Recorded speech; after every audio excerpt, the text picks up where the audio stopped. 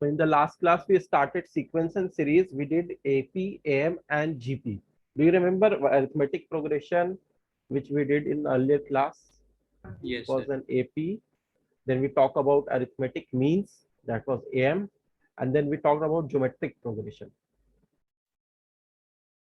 So in today's class, we will start from geometric mean. Okay. Next is we have geometric mean. So let us wait for 1-2 minutes more, or I think let us start because others may join in some time. So we can start.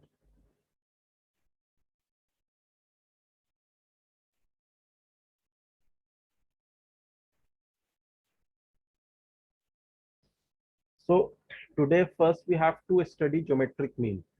What are geometric mean? Just as after arithmetic mean we studied arithmetic, after arithmetic progression we studied arithmetic mean. Similarly after geometric progression we have to study geometric mean.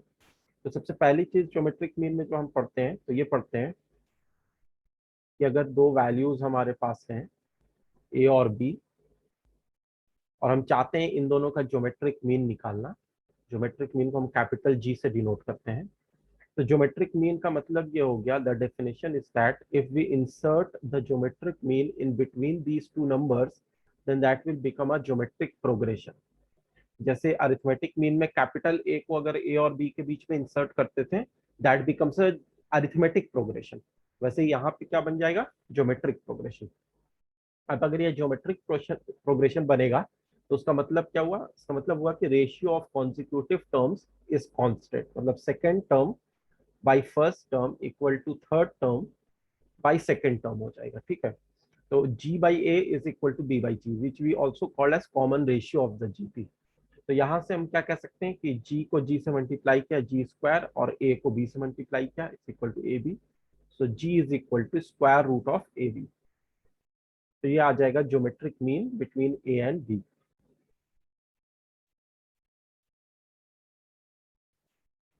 Arithmetic mean का क्या formula था, ए और B के बीच में हम अगर arithmetic mean ए डालना चाह रहे थे capital A, what was the formula for that, A is equal to a plus b upon 2, that was the arithmetic mean.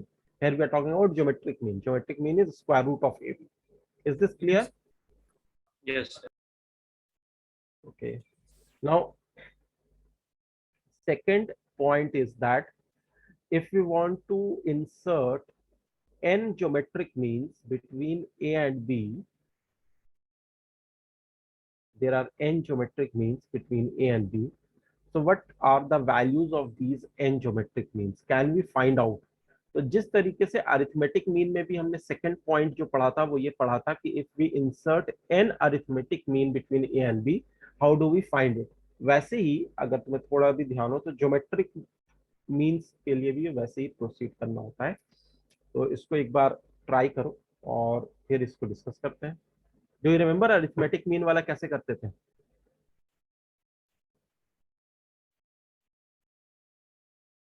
I think you don't remember, last class में किया था ना। एनीवेज तो मैं ये बता देता हूँ, अगर याद होता तब तुम कर सकते थे, और याद इसलिए नहीं होगी तुमने रिवाइज नहीं किया। Revision is very important. सबसे पहले यहाँ पे ये देखो कि अगर हम इंसर्ट कर रहे हैं n geometric means, n geometric means between A and B, तो टोटल नंबर ऑफ टर्म्स यहाँ से लेके यहाँ तक कितने हो जाएंगे, first to last there will be n plus 2 terms. ठीक है, एक a को भी जोड़ लिया, एक b को भी जोड़ लिया, तो टोटल टर्म्स हो गए n प्लस 2 टर्म्स। अब by the formula of arithmetic progression उसमें हम nth टर्म का फॉर्मूला लगाते थे कि अगर कोई भी लास्ट टर्म है या nth टर्म है, here b is the last term which is actually n plus 2th term. b is the n plus 2th term of the gp and a is the first term of the gp. तो जो last term है b उसको हम लिख सकते हैं b is equal to the first term a into the common ratio to the power n plus 2, जिसको हम n लेते थे, यहाँ पर n plus 2 है, माइनस 1। इससे हमें क्या मिलेगा कि b is equal to a r to the power n plus 1 हो जाएगा, 2 - 1 will be 1. So this implies b by a is equal to r to the power n plus 1. अब इससे अगर हम equals to AR plus AR to the power n plus 2 minus 1, ये कैसा है? GP में क्या होता था, nth टर्म का क्या फॉर्मूला होता था जीपी में? जीपी में nth टर्म का फॉर्मूला पढ़ा था ना मैं पिछली क्लास में, क्या था? सर लास्ट क्लास में प्रेजेंट नहीं था मैं। लास्ट क्लास में नहीं थे तुम? No sir. तो दिक्कत होगी फिर। Sir, last term an is equal to ar n minus 1 होता है. हाँ, लास्ट टर्म होता है A R to the power n minus 1, ये होता है। तो यहाँ पर नंबर ऑफ टर्म्स n होते थे, यहाँ पर number of terms n plus 2 है। Okay sir. तो इससे b by A is equal to R to the power n plus 1 होगा, जिससे कि r की वैल्यू हमें क्या मिलेगी, b by A to the power 1 by n plus 1। तो b by A to the power 1 by n plus 1 will be the common ratio.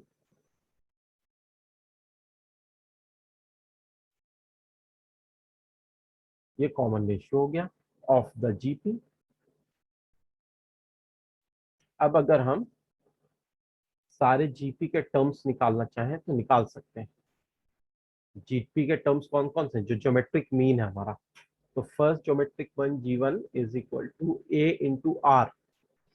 ठीक है, फर्स्ट टर्म को आर से मल्टीप्लाई करेंगे तो हमें फर्स्ट ज्योमेट्रिक मीन मिलेगा। So this would be A into B by A to the power 1 by n plus 1। Second geometric mean is actually A R square. So this will be a into B by A to the power 2 by n plus 1।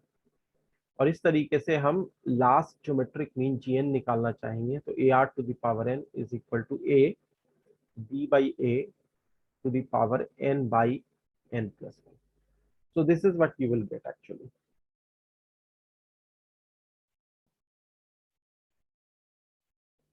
So you can write this down and try to write it in your own language and in your own way. Don't just copy it.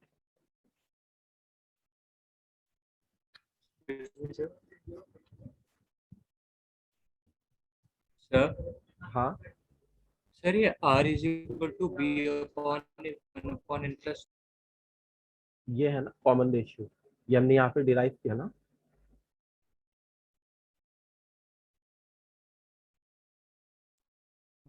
Okay.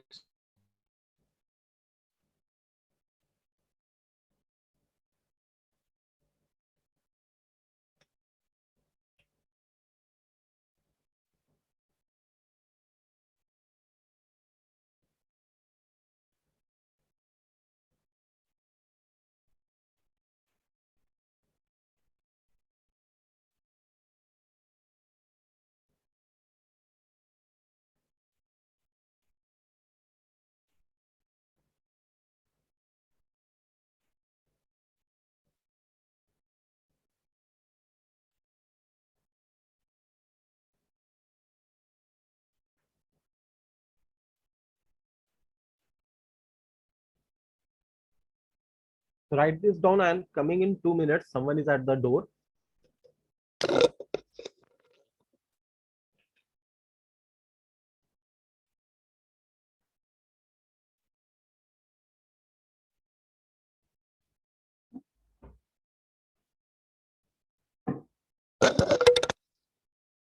Yes, I'm back.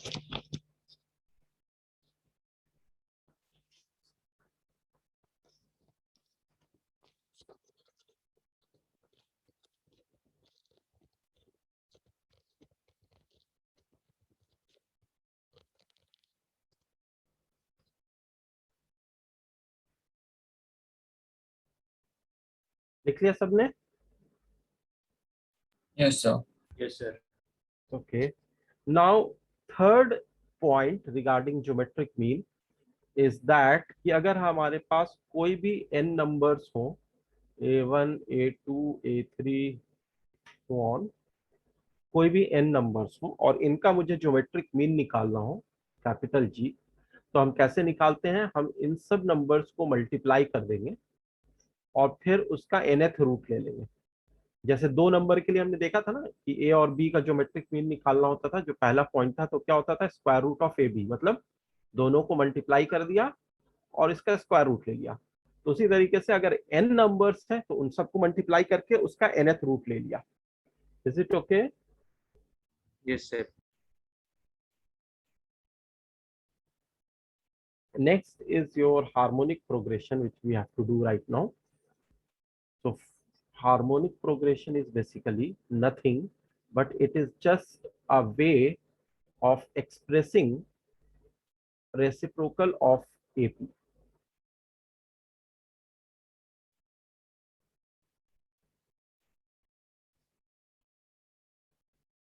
So if you, I will give you an example like this, 1 by 2, this is 1 by 2, next is 1 by 5, next is 1 by 8, next is 1 by 11, next is 1 by 14, and so on. So what do you observe in this series? The denominator is increasing by 3. Yes. So basically अगर हम इनका reciprocal लेते, 1 by 2 का 2, 1 by 5 का 5, 1 by 8 will become 8, 11, 14. So can you see that, say that this is actually an AP? Yes, sir. Okay. So basically अगर हमें ये पता है कि ये AP है, तो उनका जो रेसिप्रोकल का टर्म्स होता है उनको हम कहते हैं HP, हार्मोनिक प्रोग्रेशन। तो यही होता है हार्मोनिक प्रोग्रेशन, कोई नई चीज नहीं है। अरिथमेटिक प्रोग्रेशन के जो टर्म्स हैं उनको रेसिप्रोकल करके लिख दिया जाए तो हार्मोनिक प्रोग्रेशन बन जाते हैं। मतलब अगर हम टर्म्स को ऐसे लें कि 1 by A comma 1 by A plus D comma 1 by A plus 2d comma dot dot dot 1 by last term जो होगा वो होगा 1 by A plus n minus 1d. So this will be called a series which is a harmonic progression. Sir तो जरूरी है कि ये fraction में ही हो? अगर आपका एपी नहीं, फ्रैक्शन कोई में, जरूरी नहीं है। एपी अगर फ्रैक्शन में होगा तो एचपी हो सकता है फ्रैक्शन में नहीं हो। Okay sir.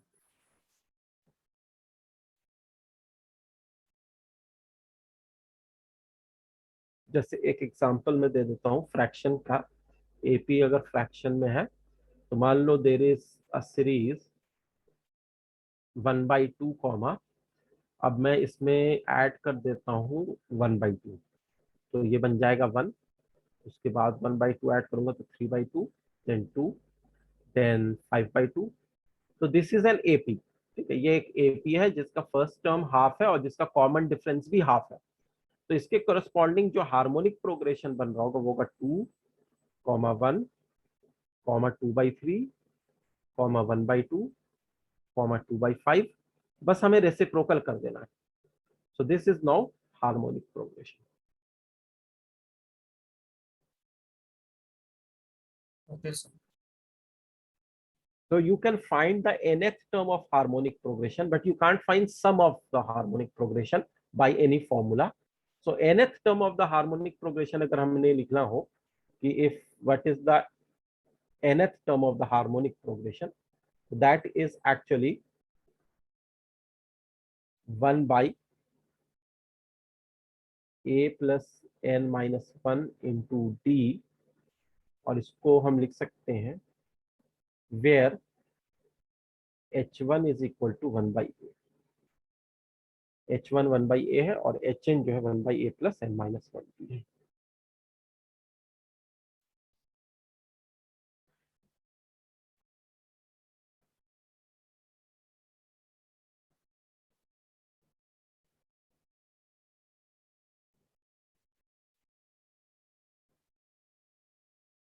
तो हार्मोनिक प्रोग्रेशन के भी क्वेश्चंस आते हैं या फिर नहीं आते हैं, आते हैं, बोर्ड में नहीं आते हैं, मतलब स्कूल आते? एग्जाम में नहीं आते हैं, स्कूल के एग्जाम के सिलेबस में नहीं है।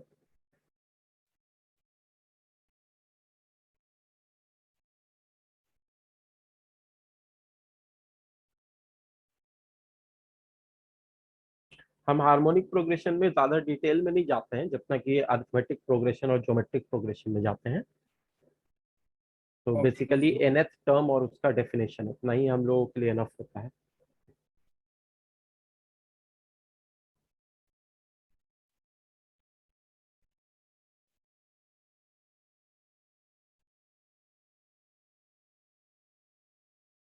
जैसे अगर मैं तुम्हें क्वेश्चन देता हूँ बेस्ड ऑन हार्मोनिक प्रोग्रेशन, ये लिख लिया था या पहले लिख लो?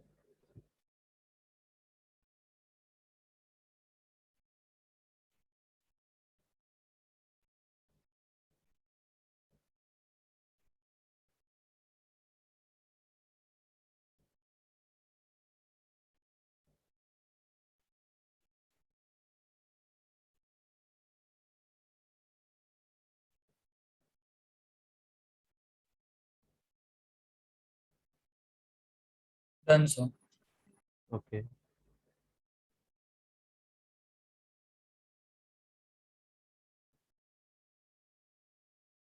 so this question says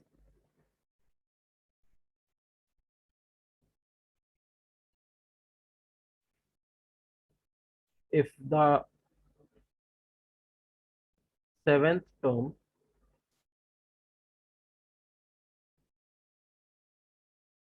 of HP is 8 and the eighth term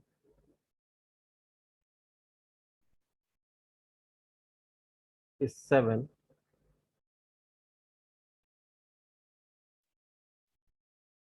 then find its 15th term.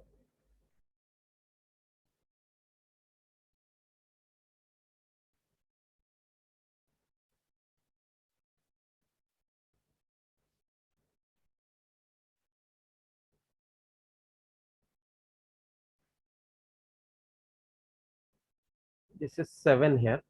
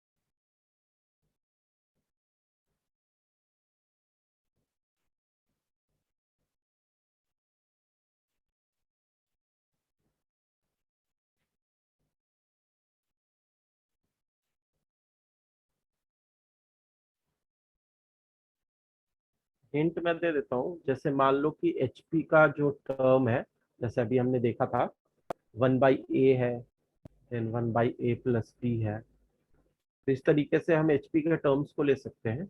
तो seventh term of HP is 8, so what is the seventh term of the HP? HP का जो seventh term होगा that would be, क्या वो done?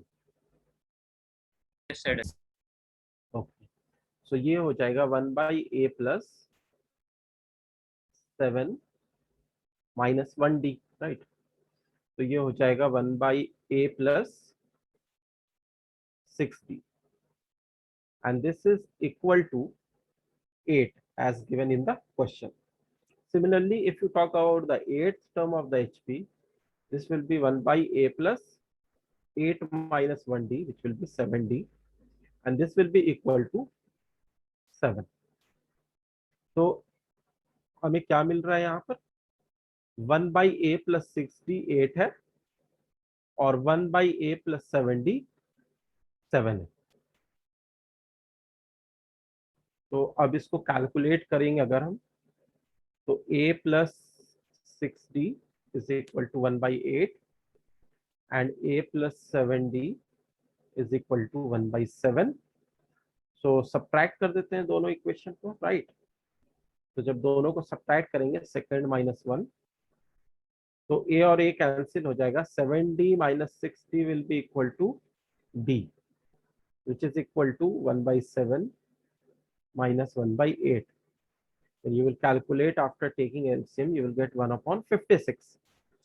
So जो HP है उसके corresponding जो AP है उसका कॉमन डिफरेंस 1 by 56 है. अब हमें फर्स्ट टर्म भी पता करना है A. तो A क्या है? जैसे पहले वाले इक्वेशन हम ले सकते हैं 1 by 8 minus 6D. 1 by 8 minus 6D करेंगे वे D is 1 by 56. तो ये हो जाएगा 3 upon 28 हो जाएगा. ठीक है, इसको फर्दर अगर कैलकुलेट करते हैं तो LCM will still be 56 and this would become 8 7 56 minus ये 6 हो जाएगा. तो फर्स्ट टर्म भी 1 by 56 आ रहा है और जो first term of the corresponding AP is also 1 by 56 and common difference is also 1 by 56. So now if we calculate the 15th term of the harmonic progression, का 15th term will be 1 by A plus 14D.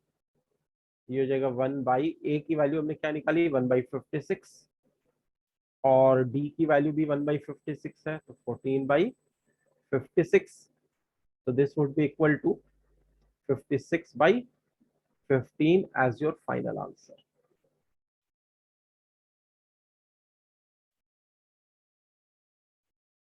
Yes sir, मैं समझ गया मेरी गलती किधर है.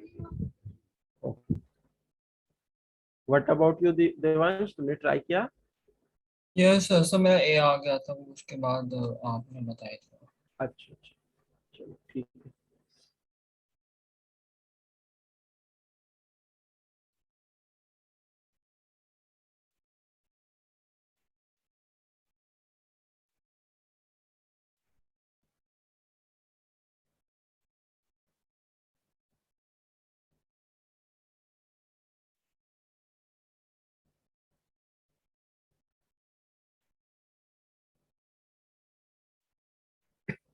तो corresponding ये कॉमन डिफरेंस जो होता है वो एपी का नहीं होता है, या सॉरी, कॉमन डिफरेंस जो होता है वो एचपी का नहीं होता है, एचपी के कॉरस्पॉन्डिंग जो एपी है उसका होता है.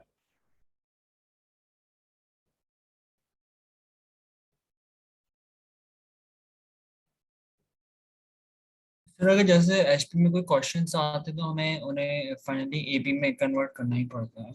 हाँ, एपी में कन्वर्ट करके ही उसको तुम सॉल्व कर सकते हो और वो आसान भी होता है. Yes sir. सर एचपी में कोई मतलब कॉमन डिफरेंस नहीं आता है? नहीं, एचपी का कोई कॉमन डिफरेंस नहीं होता. एचपी के टर्म्स को अगर तुम सब्ट्रैक्ट करोगे तो you will not get a constant value. Okay. उसके करस्पॉन्डिंग जो एपी बनेगा उसमें ऐसा होगा.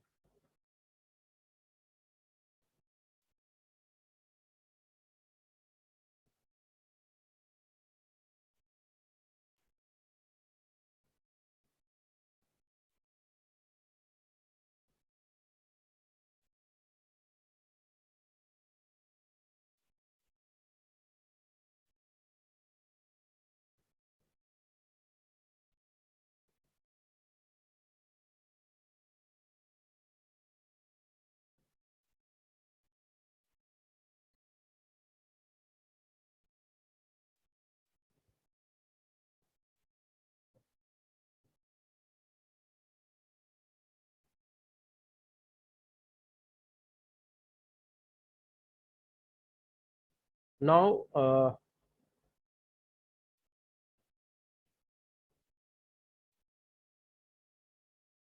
let us talk about some of some special series.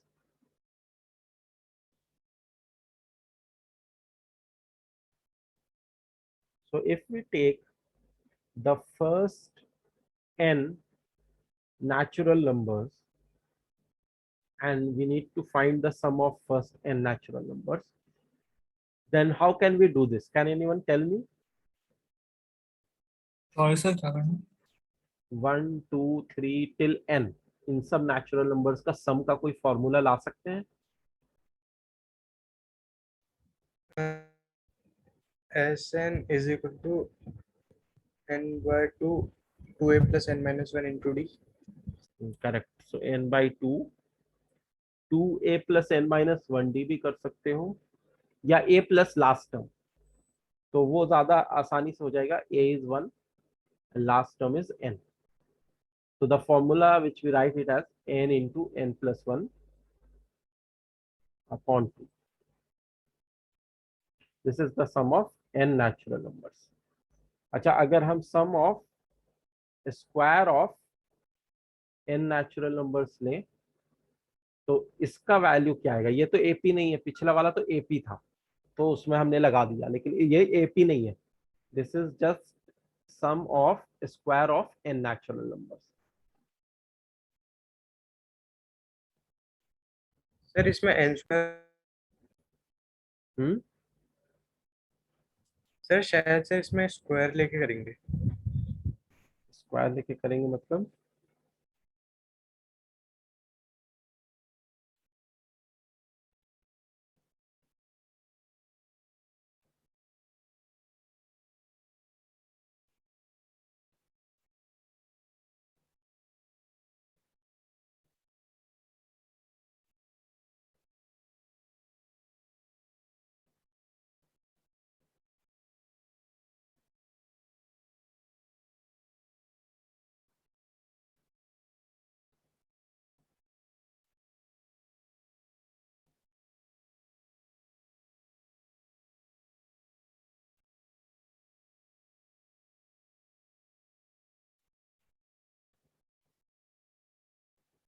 देखो, इसमें ये करना होगा कि अगर तुम इसकी वैल्यू अगर निकालनी है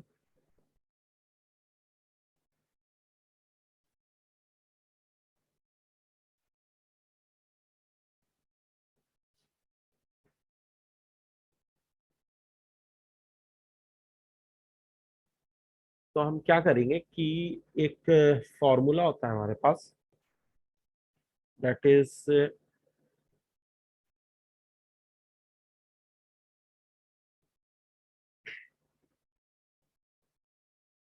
a प्लस बी का whole square is equal to a square plus B square plus 2ab.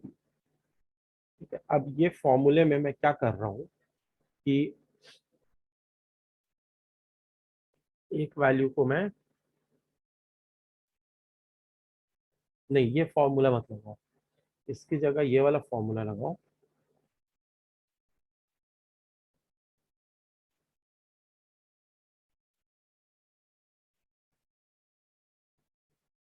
एक मिनट थोड़ा सोचने दो. हाँ ठीक है, वही वाला फॉर्मूला था. a plus B whole square is equal to A square plus B square plus 2ab. ये तो सबको पता है, इसमें तो कोई दिक्कत नहीं है. Yes sir. और इसमें अब एक काम हम अगर ये करते हैं कि a को ले लेते हैं कोई वैल्यू k और b को ले लेते हैं 1, तो k प्लस 1 का whole square will be k square plus 1 square 2 times into 1 into k.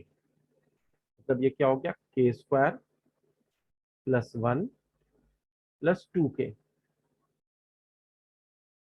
यही हो गया. अब यहाँ पर हम k की वैल्यूज पुट करना शुरू करते हैं. ये जो हमने लिया है k प्लस 1 का होल स्क्वायर, वो किसके बराबर लिया है? k square plus 1 plus 2k के बराबर लिया है. तो k की अब हम वैल्यूज पुट करना अगर शुरू करते हैं. अच्छा हाँ ठीक है. अच्छा, k प्लस 1 का होल स्क्वायर का ये फॉर्मूला हो गया, और k स्क्वायर अगर हम लेंगे तो दैट विल बी सिंपली के स्क्वायर, ठीक है, वो के स्क्वायर होगा, के स्क्वायर इज के स्क्वायर। अब मैं इन दोनों को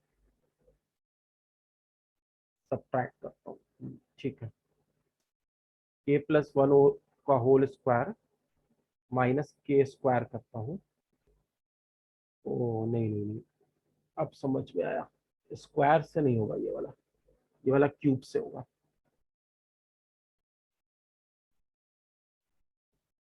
स्क्वायर से नहीं होगा ये वाला क्यूब के फॉर्मूले से होगा। मैं अभी बताता हूँ क्यूब का क्या फॉर्मूला लगाना है। सो ए प्लस बी का जो होल क्यूब होता है वो होता है a cube plus B cube plus 3a² b plus 3ab square, ठीक है, ये फॉर्मूला भी सबको पता है। Yes sir. अच्छा, Yes, sir. इसमें मैं क्या कर रहा हूँ कि ए की जगह के डाल रहा हूँ, बी की जगह 1 डाल रहा हूँ। तो के प्लस 1 का जो क्यूब होगा वो हो जाएगा के का क्यूब प्लस 1 का cube will be 1 plus 3k² plus 3k, ठीक है। तो के cube plus 1 plus 3k² plus 3k, ये आ जाएगा के प्लस 1 का होल क्यूब। और जो के क्यूब, और इसके बाद हम ये लिख सकते हैं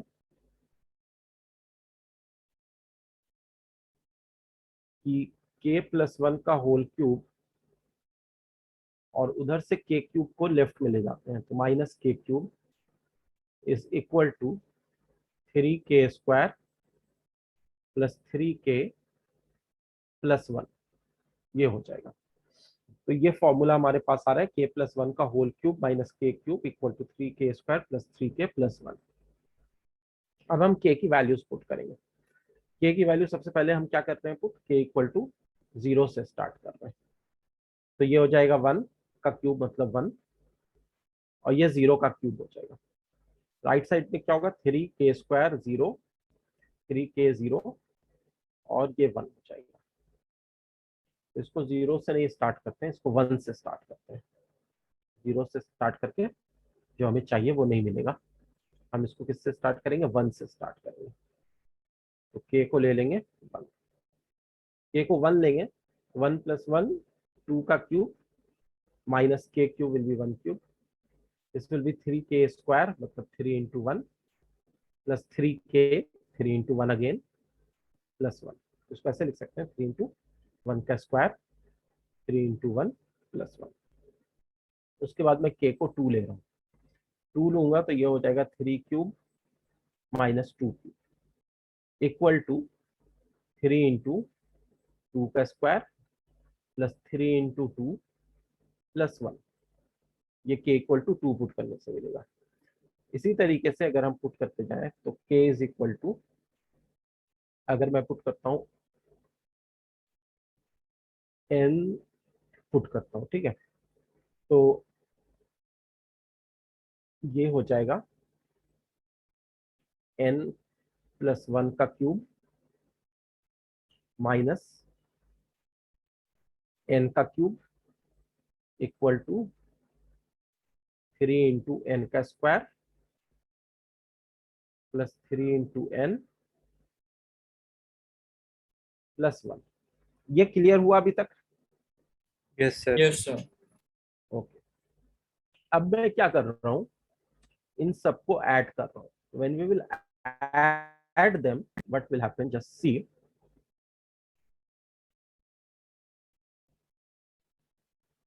मैं इन सबको ऐड कर रहा हूँ।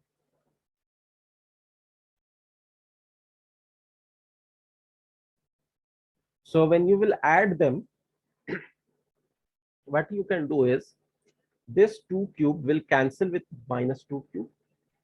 This 3 cube will cancel with minus 3 cube. And similarly, we keep on cancelling the alternate terms. So this is how the left hand side will be getting cancelled. तो हमें लेफ्ट हैंड साइड में क्या मिलेगा, n plus 1 का whole cube minus 1 का cube, sorry. So this is equal to, और ये क्या है, 3 इंटू 1 का स्क्वायर, 3 इंटू 2 का स्क्वायर और 3 इंटू n का स्क्वायर। तो इन सबको अगर मैं ऐड करूंगा तो 3 इंटू 1 का स्क्वायर प्लस 2 का square so on plus n का स्क्वायर। वैसे ही इसके बाद वाला जो टर्म है 3 into 1, 3 into 2 till 3 into n, तो plus 3 into 1 plus 2 so on till n, plus 1 add होगा, कितनी बार 1 ऐड हो रहा है, n टाइम्स, तो 1 इंटू n कर सकते हैं। Is this clear till here? Yes. Sir ये सम होने पे कैंसिल होगा ना? क्या बोल रहे हो? सर जब बोल रहे हैं कि वो टर्म्स कैंसिल आउट हो जाएंगे तो वो सम होने पे कैंसिल आउट होंगे? हाँ, सम करने पे एक जगह से 2 क्यूब आ रहा है, एक जगह से -2 क्यूब आ रहा है, कैंसिल हो गया। फिर एक जगह से ओके 3 क्यूब आ रहा है, एक जगह -3 क्यूब आ रहा है, तो इस तरीके से कैंसिल होता चला जा रहा है। This is also called method of difference. ठीक है, यस ओके। अब हम कैलकुलेट करते हैं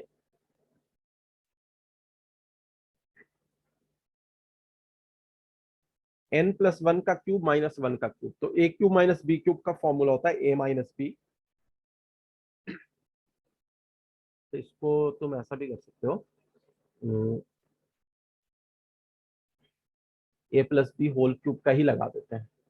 तो a प्लस बी का whole cube is a cube plus B cube plus 3a² b plus 3ab² और -1 और आ गया इज इक्वल टू, अब ये क्या करेंगे, 3 इंटू, ये जो सम है ये सम हमें पता नहीं है, एक्चुअली हम यही सम निकालने के लिए ये सब कुछ कर रहे हैं। तो इस सम को हम क्या नाम दे देते हैं, let us suppose this is S, ये एस हमें निकालना है। तो इसको हम एस बोल देते हैं, 3 इंटू एस प्लस 3 इंटू 1 से लेके n का जब सम लेंगे तो क्या होगा, n इंटू n+1 अपॉन 2 हो जाएगा। This is the sum of first n natural numbers plus 1 into n will be n, ये जो 1 इंटू n है वो n हो जाएगा। यहां पर 1 और -1 कैंसिल हो रहा है। सो व्हेन यू विल, पहले इतना नोट कर लो, मुझे थोड़ा इरेज करना पड़ेगा। एक स्टेप और है, एक दो स्टेप, आंसर आ जाएगा।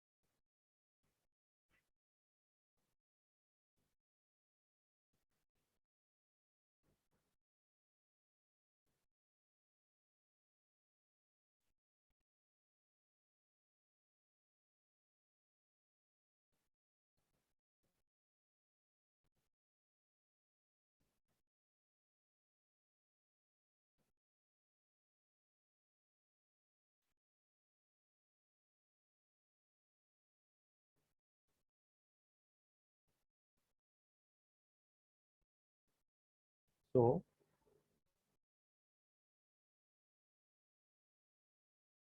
यहाँ पर हमें 3s जो मिल रहा है, जिस एस की वैल्यू हमें निकालनी है उसको एक साइड कर देते हैं, मतलब राइट साइड पे है वहीं पे रहने देते हैं।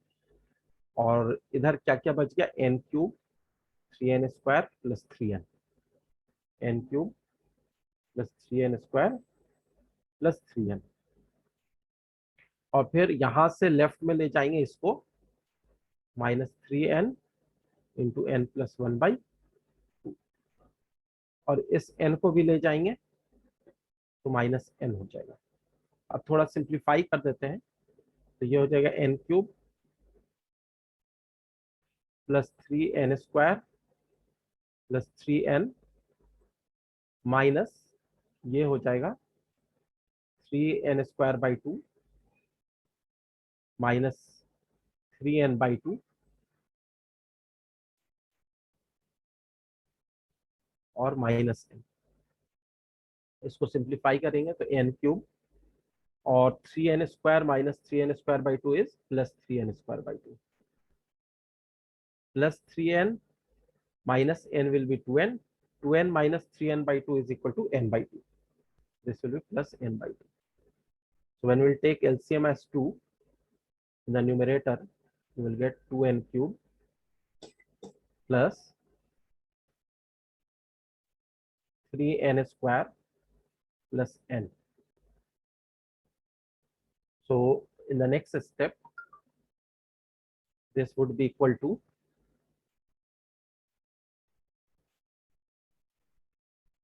ये जो आ रहा है हमारे पास, इसमें से एक तो n कॉमन ले लो, बाई 2 भी कॉमन ले लो, बाई 2 भी कॉमन ले लो, और बचेगा क्या, 2n² प्लस 3n प्लस 1। अब इसको मिडिल टर्म स्प्लिटिंग करते हो अगर तो n plus 1 into 2n plus 1 आ जाएगा, जो तुम करके देख सकते हो, अपॉन 2। तो ये किसकी वैल्यू आ रही है, 3s की वैल्यू आ रही है, in fact this is the value of 3s।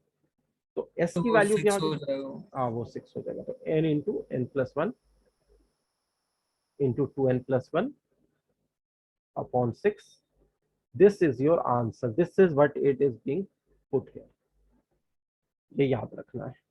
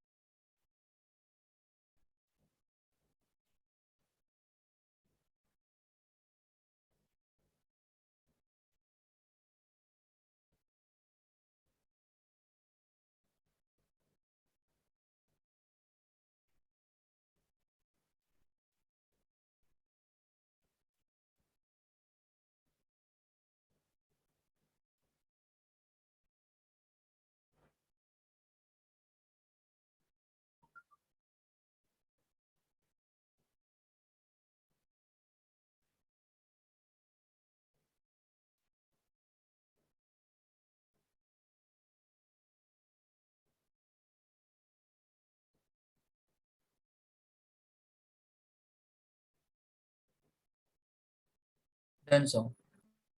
Okay.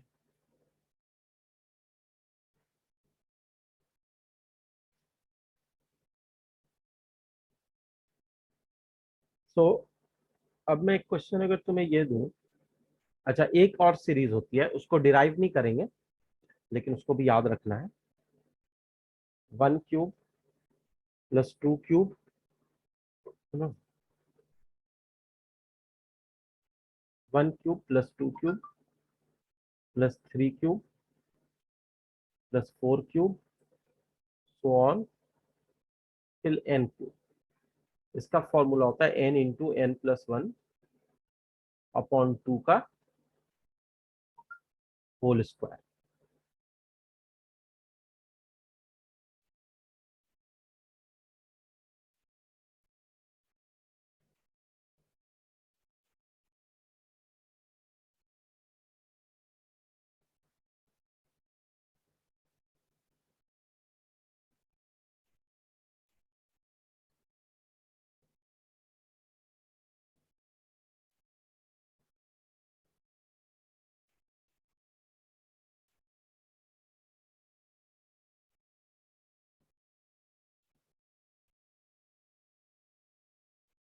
सो अब मैं एक क्वेश्चन तुम्हें देना चाहता हूं to check your understanding and to get a formula also.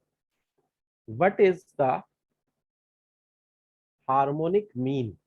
ठीक है, बस पहला वाला, only one harmonic mean between two numbers a and b. How can you find it out and what will be its final value?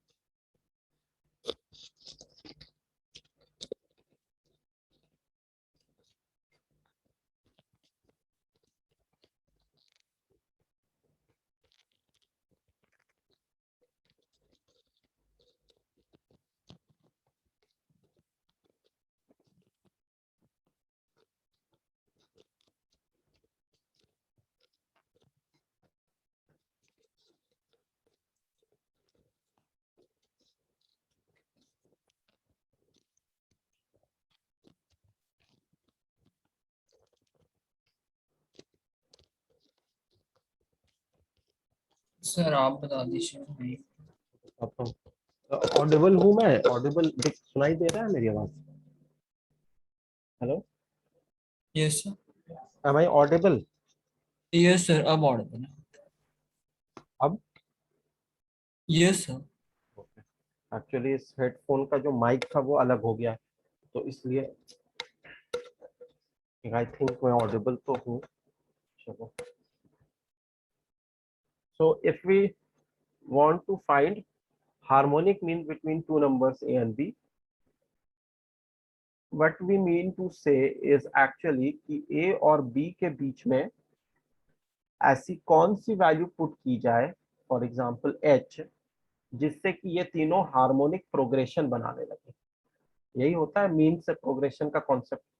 Arithmetic mean में हम arithmetic progression बनाते हैं, geometric mean में हम ज्योमेट्रिक प्रोग्रेशन बनाते हैं, तो harmonic mean में हम हार्मोनिक प्रोग्रेशन बनाएंगे। तो अगर हम h एक ऐसी वैल्यू है जो a और b के बीच में पुट करते हैं जो इसको हार्मोनिक प्रोग्रेशन बना दे, तो h को हम कहेंगे harmonic mean.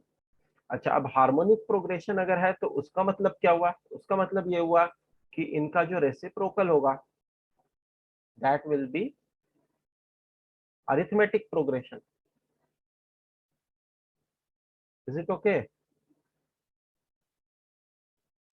Yes, sir.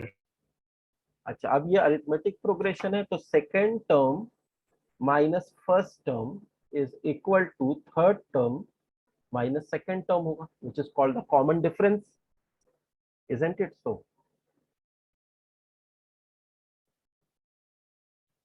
Clear है यहाँ तक?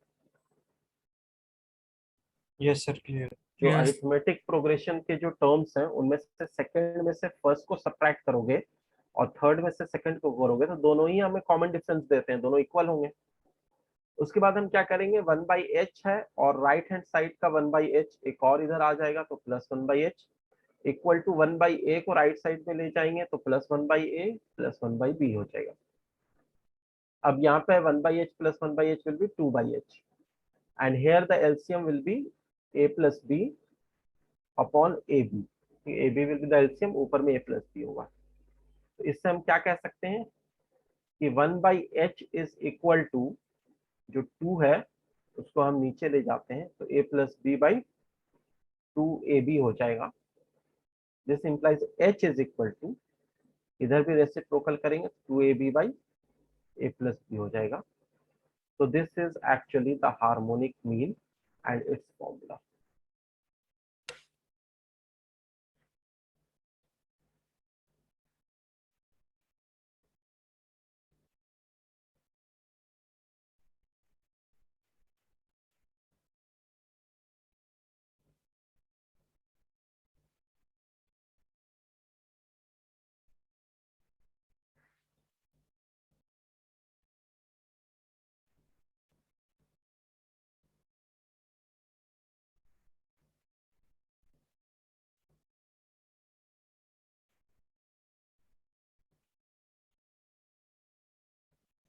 Now, after we have studied all three means, arithmetic mean, geometric mean, and harmonic mean, there are some relations among them which we need to remember. So,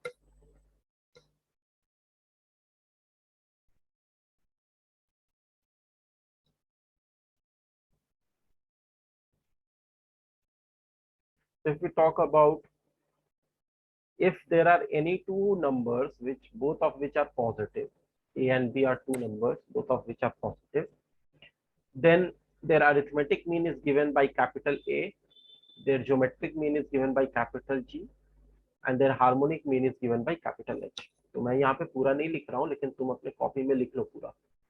A stands for arithmetic mean, G stands for geometric mean, H stands for harmonic mean. So the first relation between A, G, H is that arithmetic mean is always greater than equal to geometric mean, which is always greater than equal to harmonic mean. एक तो ये होता है, ठीक है. दूसरा relation होता है ज्योमेट्रिक मीन का जो स्क्वायर होता है वो होता है arithmetic mean into harmonic mean के बराबर.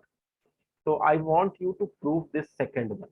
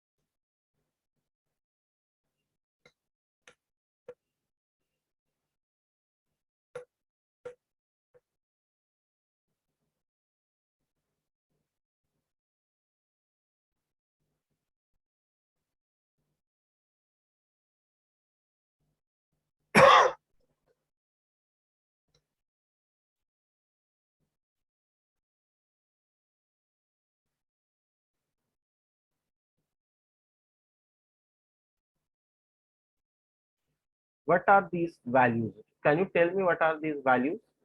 A क्या होता था?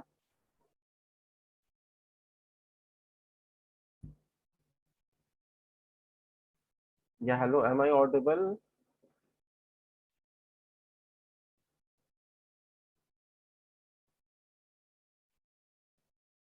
Yes sir. तो जो A होता था वो होता था A प्लस B/2. ये अरिथमेटिक मीन होता था. G क्या होता था? Square root of A n. Into B. और H अभी हमने डिराइव किया, ये होता है 2AB/A+. तो जब हमें तीनों पता ही है तो क्या हम रिलेशन नहीं निकाल सकते ये वाली? इसको निकाल सकते हैं. बस ट्राई करो एक बार.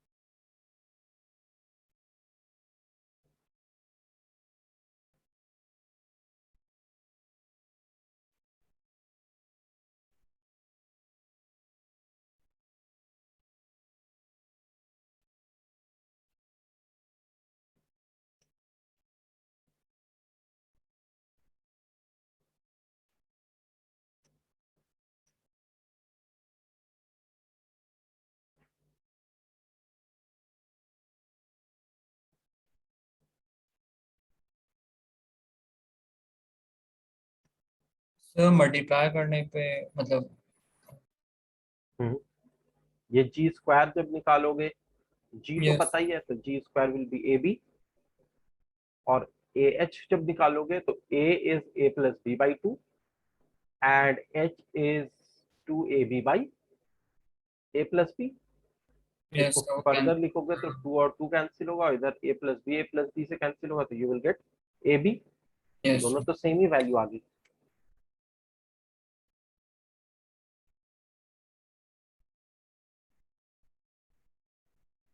आई होप इट इज क्लियर ना। Yes sir. So let us see few questions.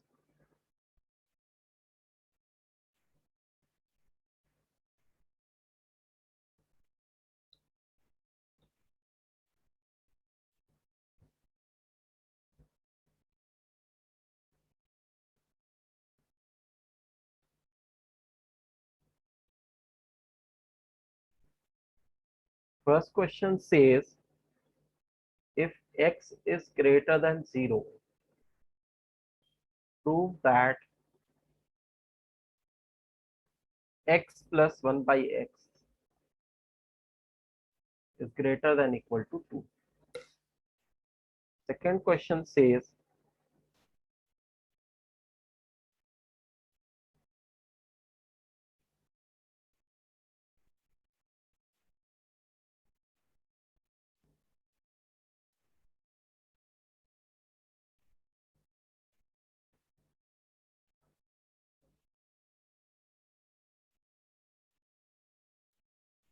एक क्वेश्चन ये ले लो, the arithmetic mean of two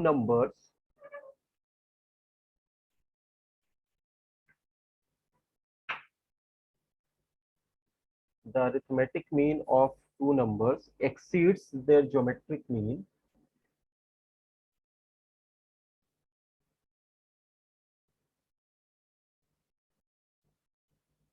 by 2, and the geometric mean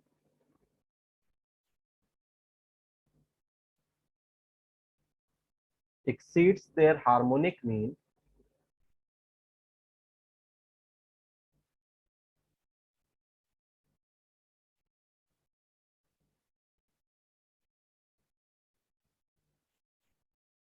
by 8 by 5,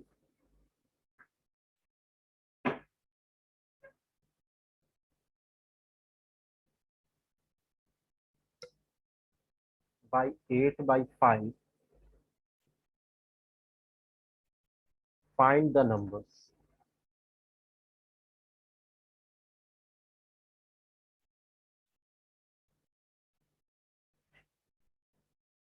Try these two questions.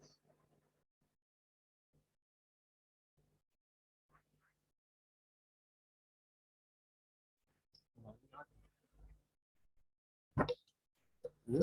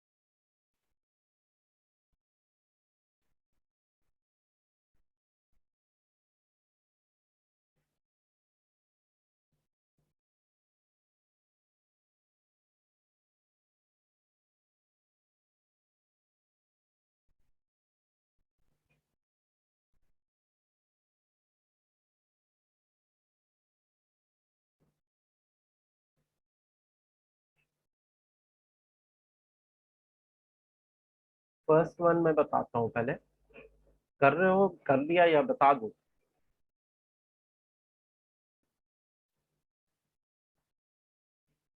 देखो x अगर कोई positive number है, ठीक है, तो जो 1/x होगा वो भी एक पॉजिटिव नंबर होगा। पॉजिटिव नंबर का जो रेसिप्रोकल होता है वो भी पॉजिटिव होता है। तो if we have the number x as well as 1/x, both of them are positive, तो हमारे पास एक रिजल्ट था कि arithmetic mean is greater than equal to geometric mean. ठीक है, is greater than equal to harmonic mean. लेकिन अभी हमें काम है बस इन दोनों का, arithmetic mean is greater than equal to geometric mean. तो इन दोनों का जो अरिथमेटिक मीन होगा होगा x प्लस 1/x/2। ठीक है, दोनों को ऐड करके 2 से डिवाइड कर दो, that will be the arithmetic mean. This is greater than equal to their geometric mean. Geometric mean क्या होगा, x को 1/x से मल्टीप्लाई करके उसका स्क्वायर रूट ले लो। इससे हमें क्या मिल रहा है, x प्लस 1/x, 2 को मैं उधर ले जा रहा हूँ, और x और x कैंसिल होकर √1 इज √1। तो ये simply x plus 1/x greater than equal to 2, hence proved. Is this clear? Yes, sir.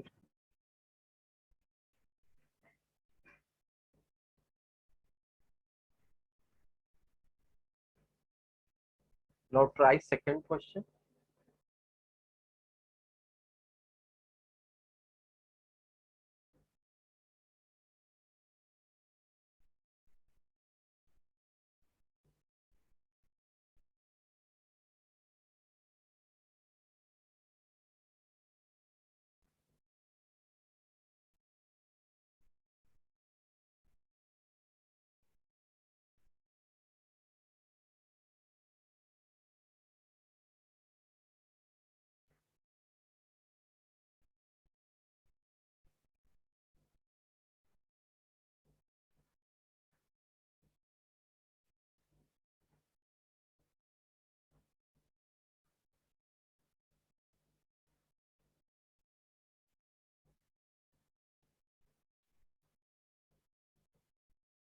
First question का सॉल्यूशन सबने लिख लिया है, yes sir. Right? Okay,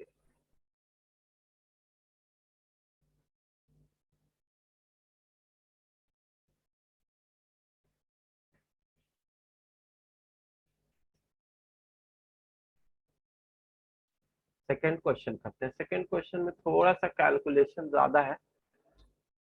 the arithmetic mean of two numbers exceed their geometric mean. तो कह रहा है कि अरिथमेटिक मीन में से अगर मैं ज्योमेट्रिक मीन को सब्ट्रैक्ट करूं तो मुझे 2 मिलेगा। यही इसका मतलब हुआ, yes. Arithmetic mean exceeds the geometric mean by 2 and the geometric mean exceeds their harmonic mean by 8/5। तो उनका जो हार्मोनिक मीन है उनसे कितना बड़ा है, 8/5। तो you have to find the numbers. तो यहां से हमें क्या मिलेगा, arithmetic mean will be a plus b/2, ये दो नंबर का अरिथमेटिक मीन है, minus geometric mean is √ab is equal to 2 है। और यहाँ पर हमें क्या मिलेगा, geometric mean is √ab minus harmonic mean आ जाएगा 2ab by a plus b, this is equal to 8/5 हो जाएगा। Can we right it like this? Yes, sir. Yes. Okay okay. अब इस दो इक्वेशन है, this is equation number 1 in A and B and this is equation number 2 in A and B. तो इन दोनों equations को हमें सॉल्व करके ए और बी की वैल्यू निकालनी है। तो इसको ट्राई करके ए और बी की वैल्यू निकालो, वही हमें निकालना है, फाइंड द नंबर्स।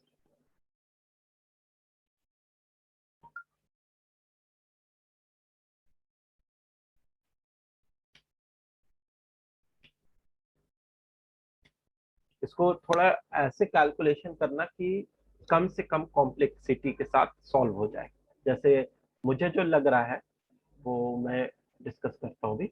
अगर मैं फर्स्ट इक्वेशन और सेकंड इक्वेशन को ऐड कर ऐड देता कर हूँ, देंगे तो वो कैंसिल आउट हो जाएगा फिर। हाँ, तो a plus b/2 minus 2ab by a plus b हो जाएगा, इक्वल टू 2 माइनस 8/5 हो जाएगा।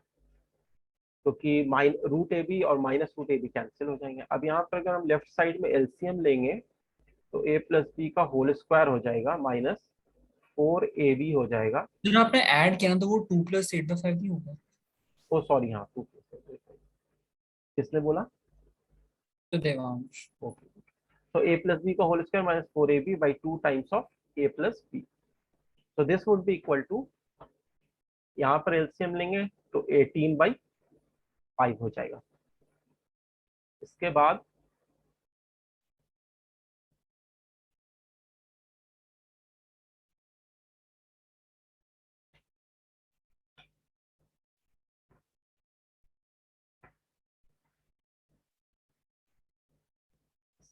When we write the next step, तो ए प्लस बी का होल स्क्वायर माइनस 4ab है, ठीक है।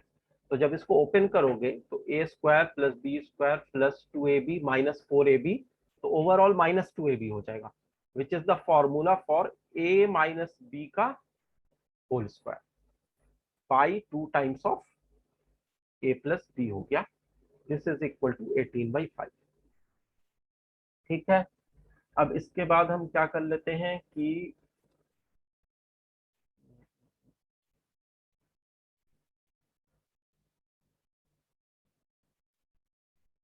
या फिर इससे बहुत ज्यादा फायदा नहीं हुआ है, लेकिन इसको हम ऐसा लिख सकते हैं कि this is 5 times A minus B का होल स्क्वायर, क्रॉस मल्टीप्लाई कर दे रहे हैं, is equal to 36 times A plus B. ये आ रहा है।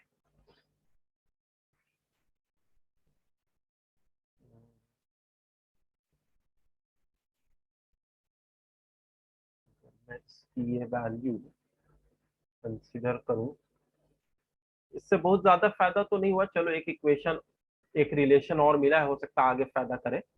अब मैं क्या कर रहा हूँ कि ये जो फर्स्ट इक्वेशन है ना, दिस वन, ये जो इक्वेशन, इसी में अगर मैं एलसीएम ले लेता इसका,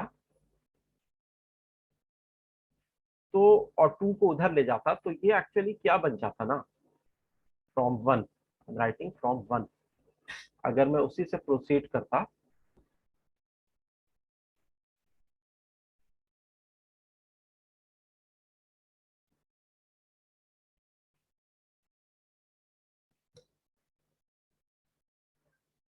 तो एलसीएम लेने पे a plus b minus 2 root A b का जो फॉर्मूला होता है वो रूट ए माइनस रूट बी का होल स्क्वायर हो जाता है, और 2 को उधर ले जाएंगे तो वो 4 बन जाएगा। तो ये हो जाएगा root A minus root B is equal to 2। ठीक है, प्लस 2 ही लेंगे क्योंकि ए को हम बड़ा मान के चल रहे हैं। तो root A minus root B is equal to 2, ये आ जाता। अब इससे हम प्रोसीड अगर करें और रूट ए को लिखें 2 प्लस रूट बी, और then we may solve this equation more easily. अब इस रिलेशन को हम ये सेकंड इक्वेशन में यूज कर सकते हैं। रूट ए को 2 प्लस रूट बी लिख के इसको सॉल्व कर सकते हैं। अब बी में इक्वेशन आएगी जिससे बी की वैल्यू निकल आएगी। Are you getting it? थोड़ा सा कैलकुलेशन ऑफ कोर्स है, लेकिन ये जो हमने बीच में किया था ना, दोनों को ऐड करने का काम, इसको करने की जरूरत नहीं है। इसको करने से कोई फायदा हो नहीं रहा है, तो हम डायरेक्ट ये वाला स्टेप कर सकते हैं जो मैं लास्ट लाइन में कर रहा हूँ, ये वाला।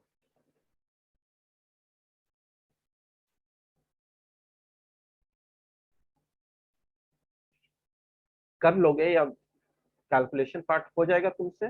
ट्राई करोगे? अभी ट्राई करो थोड़ा।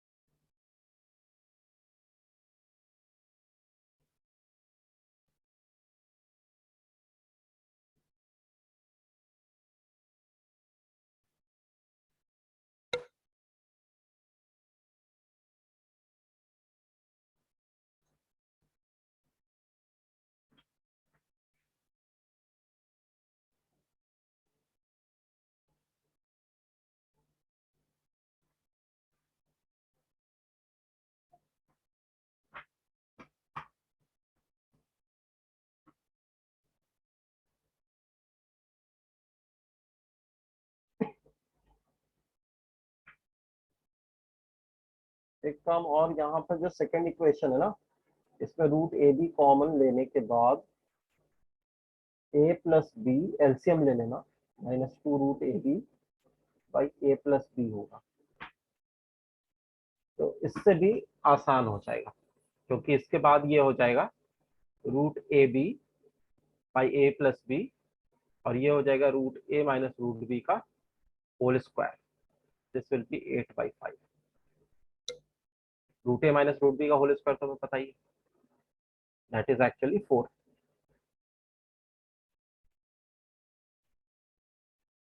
Getting it? Yes, sir.